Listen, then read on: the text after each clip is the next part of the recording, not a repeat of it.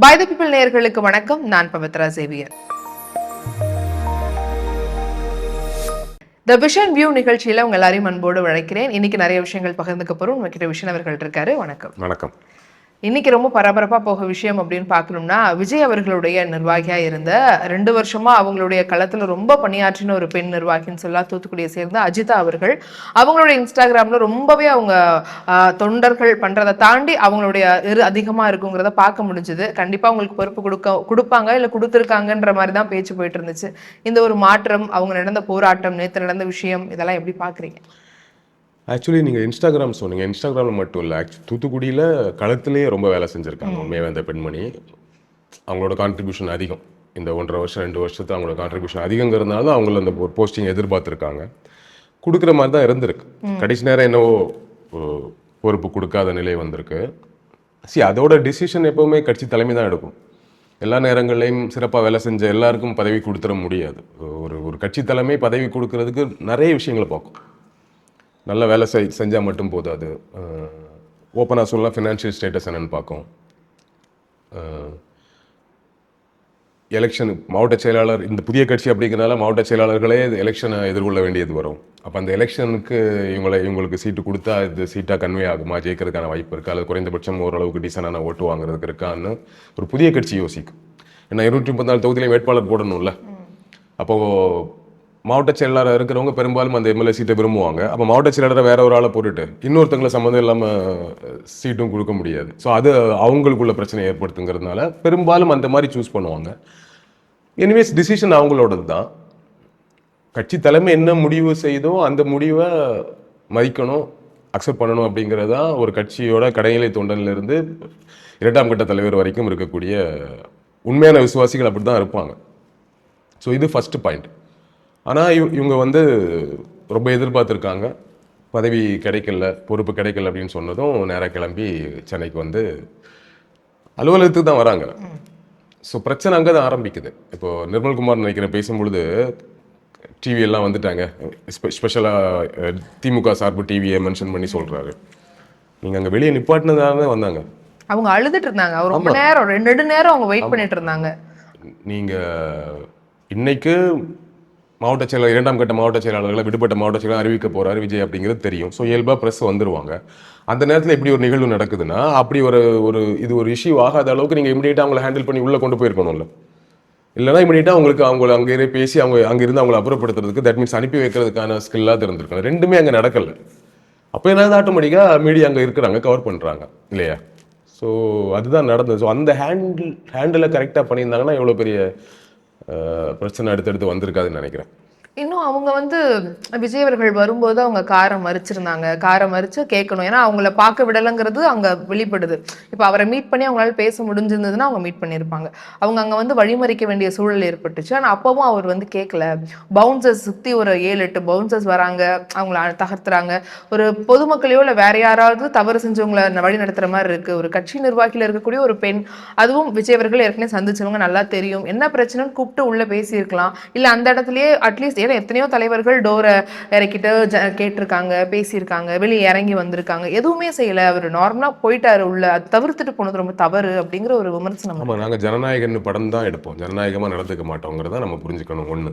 ரெண்டாவது, இப்படி அங்க ஒரு நிகழ்வு நடக்குது, அந்த பெண்மணி வெளியே நிற்கிறாங்கிறது விஜய்க்கு தெரிஞ்சிருக்கும். விஜய்க்கு தகவல் சொல்லப்படலைனாலும் தப்பு இவங்க மேலதான். எனக்கு தெரிஞ்ச வரைக்கும் தகவல் சொல்லியிருப்பாங்க தான். ஸோ அப்போது என்ன பண்ணியிருக்கணும், இமீடியட்டாக அவங்கள உள்ளே அனுப்புங்க, நான் மீட் பண்ணி பேசுகிறேன், நான் பேசி அவங்கள அனுப்பிச்சு. ஒரு கட்சியோட 2ஆம் கட்ட தலைவர்கள் பேசுகிறோட நேரடியாக தலைவரை பேசும்போது ஒத்துப்பாங்க தான் இல்லையா? சரி தலைவரே, ஓகே, நம்ம அடுத்த வாட்டி பார்த்துக்கலாம், ஒன்றும் ப்ராப்ளம் இல்லை, நீங்கள் சொல்லிட்டீங்களா, அவ்வளோதான், உங்களை நம்புறேன் போயிடுவாங்க, அவ்வளோதான். அதுக்கு மேலே என்ன இருக்குங்கிறது ஒன்று இருக்குல்ல. அதை விஜய் தான் ஹேண்டில் பண்ணியிருக்கணும். இமீடியட்டாக அவங்கள பேரிகார்ட் போட்டு உள்ளே விடாமல் எல்லாம் எதுக்கு ஹேண்டில் பண்ணாங்க? ஸோ அவங்கள இமீடியட்டாக உள்ள ஆஃபீஸ்க்குள்ளே அனுப்பிச்சிருந்தாங்கன்னா அவங்க உள்ளே இருந்திருப்பாங்க. விஜய் வந்ததுக்கப்புறம் அவங்ககிட்ட பேசியிருக்கலாம். அது நீங்கள் தனிப்பட்ட முறையில் எப்படி வேணால் பேசியிருக்கலாம். ஸோ அதை செய்யாததுனால அவங்க என்ன பண்ணுறாங்க, இவங்க உள்ளே விட மாட்டாங்க. விஜய் வந்தாலும் உள்ளே போயிடுவார். ஸோ அப்புறம் நமக்கு அதுவும் மீட் பண்ண முடியாத போது அந்த காரை போய் வழிமறிக்கிறாங்க. நிப்பாட்டி பேச வேண்டியதானே இல்லையா? இதுல என்ன பெரிய அவ்வளோ பெரிய சிக்கல் இருக்குன்னு புரியல.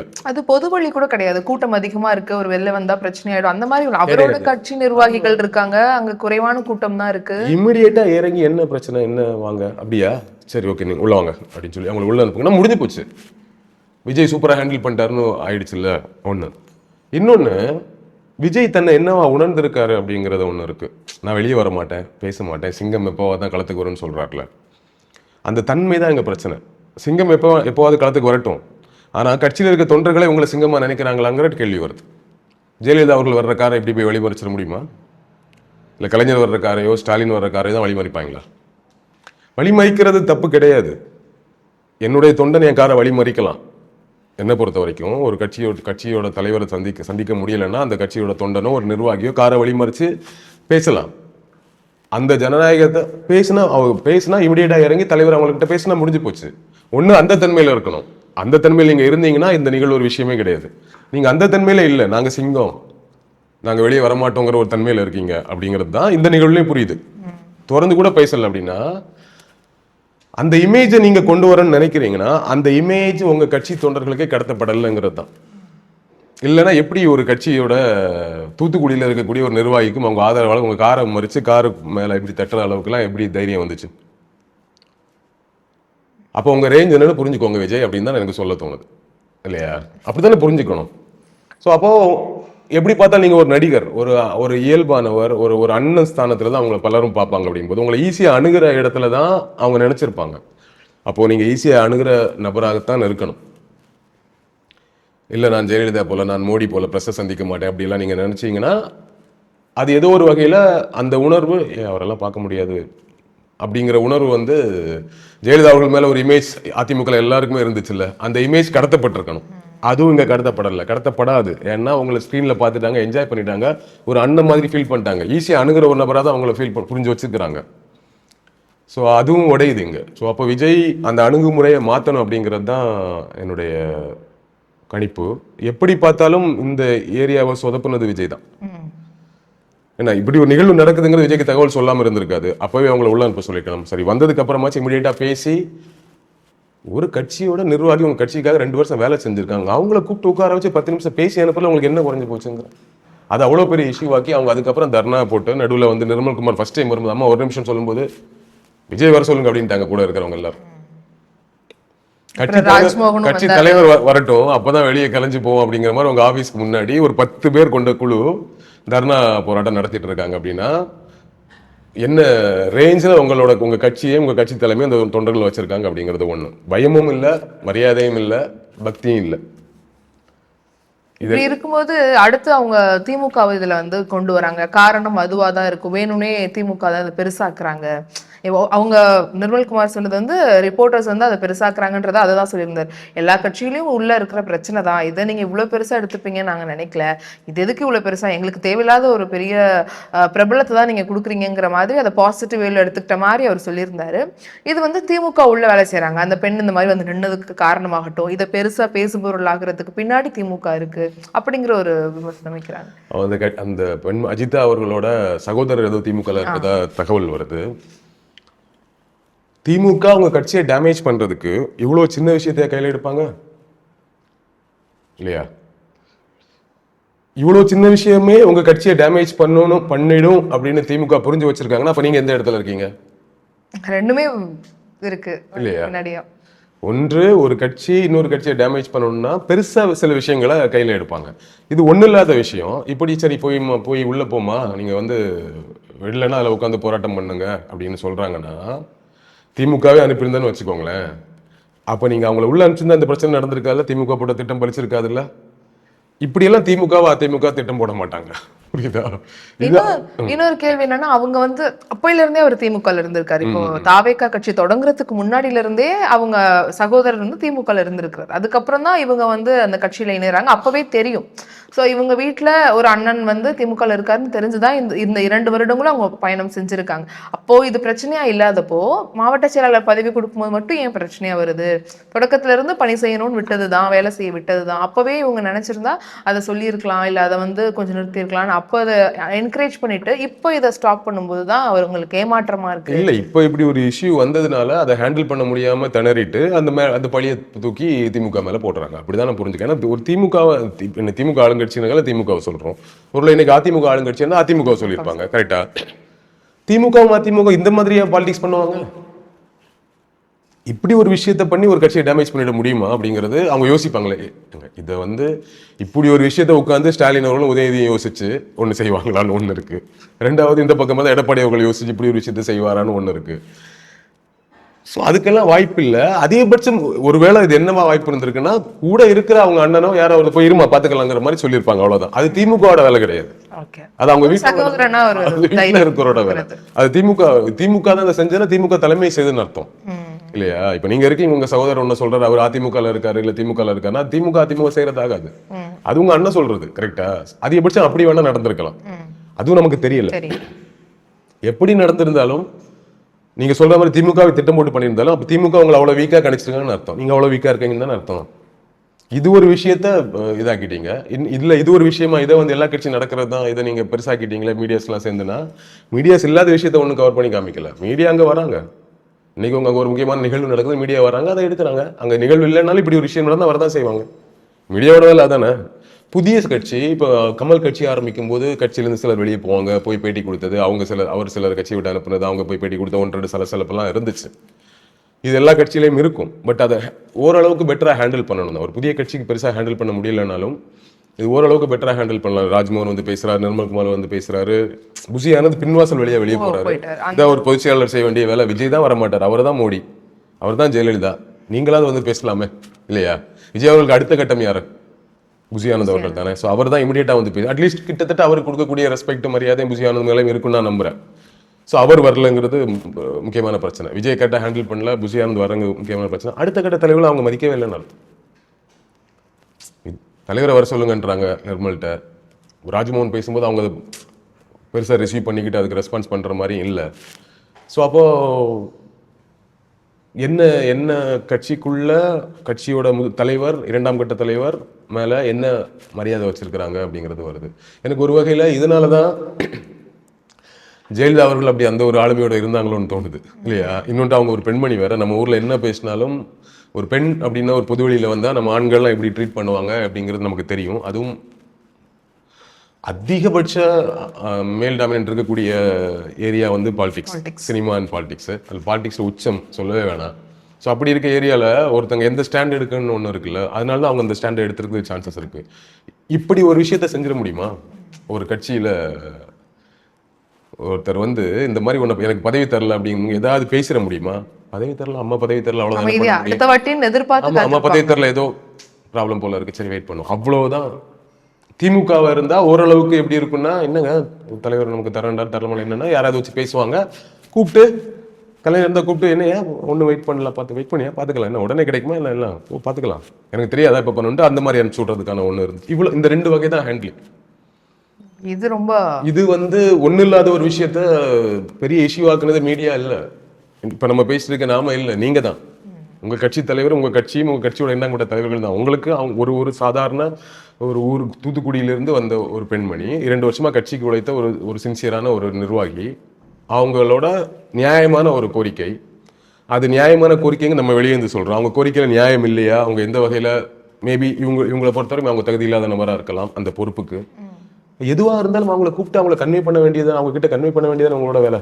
அதை நீங்க செய்யாதனால இவ்வளவு பெரிய இஷ்யூ வந்திருக்கு. ஸோ எப்படி பார்த்தாலும் இது முழுக்க சொதப்பியது தாவேக்காவும் விஜய் அவர்களும், அதுல மாற்று கருத்து இல்லை எனக்கு. இப்போ அவருடைய கட்சியில இருக்கக்கூடிய நிர்வாகி ஒரு பிரச்சனை நிக்கிறாங்க, அவங்க ஒரு ஏதோ அவங்களுக்குள்ள ஒரு சின்ன விஷயமா இருந்தா கூட அதை சார்ட் அவுட் பண்றதுல இவ்வளவு பிரச்சனை இருக்கும்போது ஒரு முதலமைச்சர் கேண்டிடேட்டா இவர் வராரு, மக்கள் பிரச்சனைகளை எதிர்கொள்ள போறாரு, அதுவும் பெண்கள் ஓட்டு தான் இவருக்கு அதிகமா இருக்கு, அவங்க தான் இவரை ரொம்ப நம்புறாங்க, அம்மையார்கள், ஏன்னா அவருக்கான ஓட் பேங்கிங் ஃபீமேல்ஸ் கிட்ட அதிகமா இருக்குங்கிறது பார்க்க முடியுது. இப்படி இருக்கும்போது இவர் இந்த மாதிரி ஹேண்டில் பண்ற விதம் ஒரு பெரிய நெகட்டிவ் ஆயிடாதா தேர்தல் வரும்போது? இப்படி ஹேண்டில் பண்ணலாமான்ற ஒரு கொஸ்டின். நெகட்டிவ் ஆயிடும்னு சொல்ல முடியாது, ஒரு இம்பாக்ட் கிரியேட் பண்ணும், ஒரு மினிமம் இம்பாக்ட். அது என்ன, இப்படி ஒரு ஒரு லேடி நடுரோட்ல உட்காந்து அழுதுட்டு இருக்காங்க, வாசல்ல உட்காந்து தர்ணா பண்றாங்க, காலையில இருந்து நைட் வரைக்கும் அங்கே உட்காந்துருக்காங்க, என்னது இதுதான் இப்படியா இவர் கட்சியில் இருக்க பெண்களை இவர் நடத்துவாருங்கிற ஒரு எண்ணம் வந்து பெண்களுக்கு தோணும். தட் மீன்ஸ் அவரோட கட்சியில் இருக்கக்கூடிய பிற பெண்கள் ஓட்டு போட்டவங்களை கூட விட்டுருங்க, அவங்க இது நாளைக்கு மறந்துடுவாங்க, நாளைக்கு கழிச்சு ஓட்டு போட்டுருவாங்க. கட்சிக்குள்ள ரொம்ப முக்கியம். ஏன் கட்சி கட்டமைப்பு பேசுறோம்? கட்சி கட்டமைப்பு ஸ்ட்ராங்கா இருக்கணும், ஸ்ட்ராங்கா இருக்கணும் எதுக்கு பேசிட்டு இருக்கோம்னா, இந்த மாதிரி பிரச்சனைகள் இல்லாம ஒரு கட்சி இருந்தா தான் வேலையை நடக்கும் கட்சியில. இல்லைன்னா அது எல்லாமே கட்சியை டிஸ்டர்ப் பண்ணிட்டே இருக்கும். ஓட்டு போடுறத வந்து போடுவாங்க, அது மினிமமா ஒரு கோர் ஓட்டு இருக்கும், அந்த ஓட்டு வந்துடும். அதையும் தாண்டி ஓட்டுகள் வரணுங்கிறதுக்கு கட்சி கட்டமைப்பு ஸ்ட்ராங்கா இருந்தா தான் வேலை செய்ய முடியும். கட்சிக்குள்ள எவ்வளவு தூரம் ஜனநாயக தன்மை இருக்கு, அவங்களோட செயல்பாடுகள் எப்படி இருக்கு. இப்போ இந்த பெண்மணியை நீங்க இன்னைக்கு இப்படி இவங்க கூட பிஹேவ் பண்ணிருக்கீங்க, இதுக்கப்புறம் அவங்க கட்சியில இருப்பாங்களா இல்லைன்னு தெரியல. நான் போகும்போது உயிருள்ளவரை தளபதி தான் தாவேக்கா தான் சொல்லிட்டு போயிட்டாங்க. பட் அடுத்தது போயிட்டு என்ன நடக்கும்னு தெரியல. ஓகேவா? ஸோ திரும்ப அவங்க கட்சியில் தொடர்ந்து வேலை செஞ்சாலும் முன்னாடி அவங்க கட்சிக்கு காமிச்ச அந்த இன்வால்மெண்ட் இருக்குமா அப்படிங்கிற கேள்வி இருக்கு. இப்படி போய் தலைவரோட ஆஃபீஸ்லேயே போய் கட்சிக்குள்ள போய் இப்படி பிரச்சனை பண்ணிட்டு வந்துட்டேன்னு சொல்லிட்டு அந்த பெண்ணை மற்ற நிர்வாகிகள் எப்படி ஹேண்டில் பண்ணுவாங்க, ரியாக்ட் பண்ணுவாங்கிறது ஒன்று இருக்கு. ஸோ ஏகப்பட்ட குளறுபடிகளை கட்சிக்குள்ள இது ஏற்படுத்தும். ஓகேவா? ஸோ அதுதான் பிரச்சனை. இது பொதுவெளியில் எந்த அளவுக்கு இம்பாக்ட் பண்ணா அது ஒரு மினிமம் இம்பாக்ட், ஒரு மைண்ட் செட்டா ஒரு சின்ன ஒரு இம்பாக்ட் இருக்கும். அது பெரிய ஓட்டையோ பாதிக்காது. ஸோ ஒன்று. இன்னொன்று, நீங்கள் கேட்ட மாதிரி இதையே ஹேண்டில் பண்ண முடியாத ஒரு முதலமைச்சரை வந்து எப்படி ஹேண்டில் பண்ணுவாருன்றீங்க, அது ஒரு ப்ராப்ளம் இல்லை. முதலமைச்சராக வந்தால் நீங்கள் ஹேண்டில் பண்ண வேணாம், எல்லாம் ஹேண்டில் பண்ணிடுவாங்க.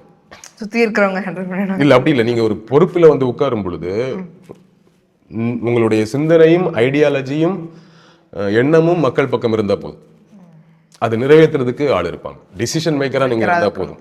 நீங்கள் தவறான டிசிஷன் மேக்கராக இருந்தால் தான் பிரச்சனை. தமிழக நலனுக்கும் தமிழ்நாட்டு மக்களின் நலனுக்கும் எதிரான முறையில் இருந்தீங்கன்னா பிரச்சனை. உங்களோட எண்ணம் வந்து மைண்ட் செட் வந்து தமிழக மக்களுக்கு சார்பான முறையில் இருந்துட்டீங்கன்னா நீங்க எந்த முறையில் இருக்கீங்களோ அதை நிறைவேற்றுறது உங்களோட டீம் இருப்பாங்க. மைண்ட் செட் மட்டும் தான் இங்க முக்கியம். நல்ல மைண்ட் செட் இருந்தாலும் ஆப்வியஸ்லி இன்னைக்கு வரைக்கும் விஜய் கிட்ட இருக்கக்கூடிய பிளஸ் தான் நான் பாக்குறது, அவர் களத்துல செயல்பாடு இல்லை, இப்போ கட்சிக்குள்ள பிரச்சனை இருக்கு, இந்த மாதிரி அடுத்தடுத்து ப்ராப்ளம் பேசுறதுல டெவலப் பண்ணணும், இந்த மாதிரி எவ்வளவு விஷயம் பார்த்துருந்தா கூட ஒரு பிளஸ்ஸா பாக்குறது அவர் பேசுற எந்த விஷயம் தமிழ்நாட்டுக்கு எதிராக இல்லை. நீட்டு வேணும்னு சொல்ல, மும்மொழி கொள்கை வேணும்னு சொல்லல, ஒட்டுமொத்தமா தமிழக மக்களுக்கு எதிரான ஒரு திட்டத்தையோ எதிரான ஒரு எண்ணத்தையோ பிரதிபலிக்கல. அது அவர்கிட்ட இருக்க ஒரு பிளஸ்ஸா பாக்குறேன். ஸோ அப்படிப்பட்ட நபர் நாளைக்கு ஆட்சிக்கு வந்தாலும் ஒன்றும் பெரிய பிரச்சனை இருக்கான்னு நினைக்கிறேன், நம்புறேன். ஸோ அதெல்லாம் நடந்துடும், அது ஒரு ப்ராப்ளம் இல்லை. ஸோ இதை கொண்டு போய் நம்ம அதோட கம்பேர் பண்ண வேணாம். பட் இதெல்லாம் என்ன ஆகும், இப்போ உங்களுக்கு சிந்தனை வருது இல்லை, இப்படிப்பட்டவர் எப்படி நாளைக்கு முதலமைச்சர் அதை ஹேண்டில் பண்ணுவாங்க, என்ன வந்துடும், அந்த ஒரு கேள்விக்கு இடம் கொடுக்குற மாதிரி ஆயிடும். அதை வந்தா பண்ணிடுவாருங்க. இப்ப நான் சொல்றேன், பாக்குறவங்களுக்கு ஓ ஆமா இல்லன்னு புரியும். ஆனா இந்த எண்ணம் வரதை தவிர்க்க முடியாது. சோ அப்ப அப்படியான எண்ணங்கள் உருவாவதற்கு வழி வகுக்க கூடாது விஜய் அவர்கள். ரொம்ப என்ன கேட்டா அவர் வந்து அந்த மைண்ட் செட்ல இருந்து இறங்கி வரணும். ரொம்ப யதார்த்தமான தலைவரா விஜய், நான் முன்னாடி சொன்ன மாதிரி அண்ணனா தானே நம்ம இங்க பலரும் பாக்குறாங்க. அப்ப அவர் அந்த மைண்ட் செட்ல வந்துட்டாருன்னு வச்சுக்கோங்களேன், ஒரு விஜயகாந்த் மாதிரியான ஒரு மைண்ட் செட்ல வந்துட்டாருன்னா அவருக்கு இன்னைக்கு இருக்கக்கூடிய புகழின் உச்சத்திற்கு அது பயங்கரமா அது ஒர்க் அவுட் ஆகும். அவர் ஏதோ ஸ்ட்ராட்டஜியில தப்பான இடத்துக்கு போயிட்டார். க்ளோஸ் டு தி பீப்புள்னா இன்னும் அது ஓட்டா கன்வெர்ட் ஆகும், பயங்கரமா கன்வெர்ட் ஆகும். நீங்க யோசிச்சு பாருங்க, விஜய் அந்த இடத்துல இமிடியேட்டா இறங்கி வந்து என்னமா என்ன ஆச்சு, நீங்க வாங்க வண்டியில இருங்க உள்ள போங்க, இல்ல நேரம் அப்படி ஆபீஸ் பக்கத்துல தானே அப்படியே வீட்டு ஆபீஸ்க்குள்ள கூட்டு போயிட்டாருன்னா முடிஞ்சது, டாபிக்கே வேற.